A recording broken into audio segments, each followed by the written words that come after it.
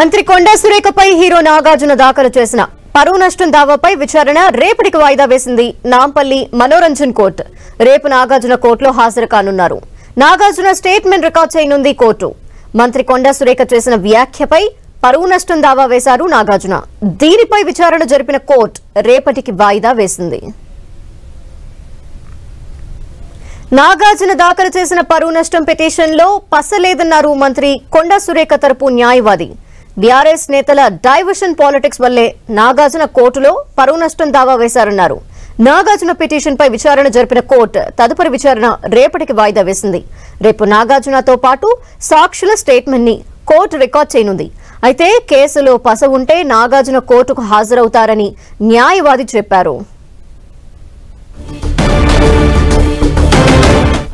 కొండా సురేఖపై నాగార్జున దాఖలు చేసిన పిటిషన్ పై ఈరోజు నాంపల్లి ఎక్సైజ్ కోర్టు విచారించింది. ఇది ప్రధానంగా హీరో నాగార్జునకు సంబంధించిన తరపు న్యాయవాది అశోక్ రెడ్డి ఈరోజు వాదనలు వినిపించారు. మంత్రి చేసినటువంటి వ్యాఖ్యలపై క్రిమినల్ దావా దాఖలు చేసే విధంగా కోర్టు ఆదేశాలు జారీ చేయాలంటూ కూడా తమ వాదనలు కూడా వినిపించారు. ఈ వాదనలు విన్నటువంటి కోర్టు హీరో నాగార్జున స్టేట్మెంట్తో పాటు విట్నెస్ స్టేట్మెంట్ కూడా నమోదు చేసుకున్నామని రేపటికి ఈ పిటిషన్ని వాయిదా పడింది. రేపు హీరో నాగార్జున నేరుగా వ్యక్తిగతంగా కోర్టుకు హాజరై తన సాక్ష్యాధారాలతో పాటు తన యొక్క వివరణ కూడా కోర్టుకు ఇచ్చే అవకాశం. ఇంకా ఈరోజు జరిగిన వాదనలకు సంబంధించి మనతో మాట్లాడితే Telangana Congress legal vice chairman Varma గారు అడిగి మరి సార్ ఈరోజు ఎలాంటి వాదనలు జరిగాయి, పిటిషన్లో ఎలాంటి అంశాలు పొందుపరిచారు? అంటే పరువు నష్టం నాకు సంబంధించి పరువు నష్టం జరిగింది. ఎందుకంటే వాళ్ళు చేసేదే నటన. ఆ నటనలో ఇది ఒక నటన. ఎందుకంటే దీంట్లో ఈ పిటిషన్లో దానికి సంబంధించి as per document as per paper వాళ్ళు వేసిన స్టేట్మెంట్ ప్రకారం కూడా ఏం లేదు.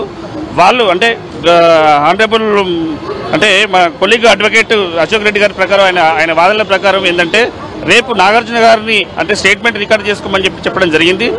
రేపు స్టేట్మెంట్ వస్తారా రారా తెలియదు. ఎందుకంటే దీంట్లో కేసులో పసలేదు. ఎందుకంటే వాళ్ళు ఒక మధ్యవర్తిత్వం చేయడానికి అక్కడికి వెళ్ళమని చెప్పారు. దాంట్లో వెళ్ళిండ్రు.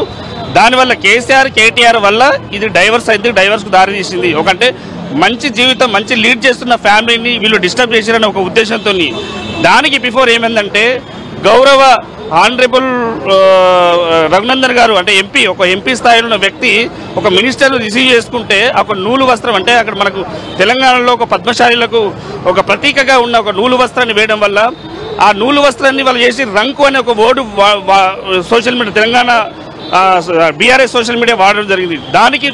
దానికి ఏ విధంగా స్పందించాలంటే ఈ ఎంతమంది కాపురాలు కూల్చిందో వీళ్ళు బీఆర్ఎస్ నాయకులు కేటీఆర్ కేసీఆర్ ఎంతమంది కాపురాలు కూల్చిందో అనే ఉద్దేశం కొద్దీ దాన్ని చెప్పడం జరిగింది. దాంట్లో వెళ్ళి ఏమైనా వల్గరం మాట్లాడలేదు, ఫిల్టీ లాంగ్వేజ్ యూజ్ చేయలేదు. కోర్టు కన్సిడర్ చేస్తుందా? ఎందుకంటే మంత్రి సాక్షాత్ మంత్రి మీదనే వేసింది. ఒక హీరో ఆయన కూడా ఆయనకు డ్యామేజ్ అయినట్టు చెప్తున్నాడు కదా, కోర్టు ఎలా కన్సిడర్ చేస్తుంది? ఎవరికి హీరోనండి, ఆయన నటుడు, పెద్ద నటుడు. ఆ నటునికి ఇంకొక నటన తోడైపోయింది. ఆమె మినిస్టర్ ప్రజల నుంచి వచ్చిన నాయకురాలు. ఆమె ప్రజలు ఎన్నుకున్న నాయకురాలు. ఈమెను ఎవరు వెళ్ళుకున్నారా? వాళ్ళు ఏదో బొమ్మగారు చూసుకొని వాళ్ళందరినీ ఏదో నటించే వ్యక్తే కానీ దానికి వీళ్ళు చేసింది ఏమీ లేదు. ఎందుకంటే వాళ్ళు ఈ కేసు వేయడం వల్ల అంటే ఒక లబ్ధి ఉంది. అంటే ఈ బీఆర్ఎస్ నాయకులు సోషల్ మీడియా ద్వారా మేము మంత్రి పైన ఇట్లా మేము సాధించలేమని చెప్పుకోవడానికి తప్పితే వాళ్ళు ఏం చేశారని ఏం లేదు. రేపు వ్యక్తిగతంగా హాజరై స్టేట్మెంట్ ఇవ్వాలన్నదా కోర్టు? స్టేట్మెంట్ అంటే కోర్టు వారు స్టేట్మెంట్ ఇవ్వమని చెప్పారు. రేపు వస్తారా లేరా అనే డిపెండెంట్ కేసు. వాళ్ళ కేసులో ఉన్నది అనుకుంటే వస్తారు, లేకుంటే రారు. ఎందుకంటే కేసులో ఏమీ లేదు. అంటే మేము చదివినాం కదా, మొత్తం పిటిషన్ చదివినాము. దానికి సంబంధించి కేసు జీరో. ఎందుకంటే దీంట్లో పరువు నష్టానికి సంబంధించిన ఎక్కడ కూడా దానికి ఆ ఓట్స్ అనేది రాలేదు.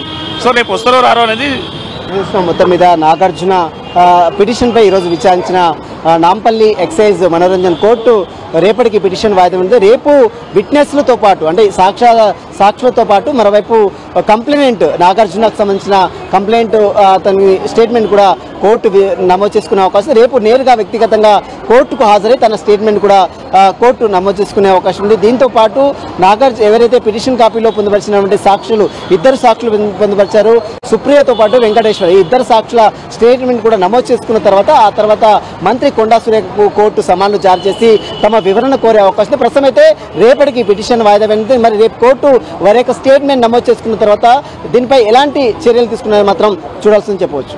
వీడియోస్ రాస్తూ హైదరాబాద్.